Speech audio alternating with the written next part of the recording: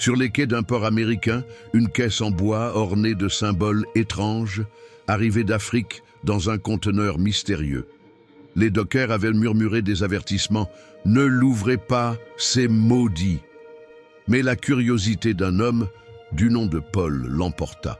Un soir, alors que le port était plongé dans l'obscurité, Paul s'approcha de la caisse. Les bruits des vagues et du vent semblaient l'encourager à dévoiler son secret. Arrachant les planches, il révéla un macaque aux yeux perçants, dont les griffes et les dents scintillaient sous le peu de lumière.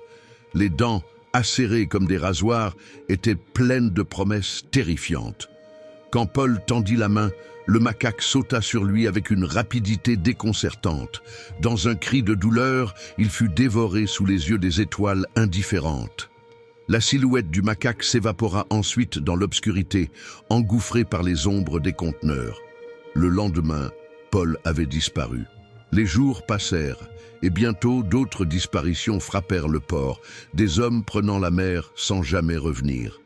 Les dockers, hantés par la peur, racontèrent l'histoire de Paul et de la bête mystérieuse, celle qui se cachait dans les caisses boisées et qui rôdait entre les ombres. On dit que le macaque, maudit et affamé, continue de hanter les quais, à la recherche de nouvelles proies.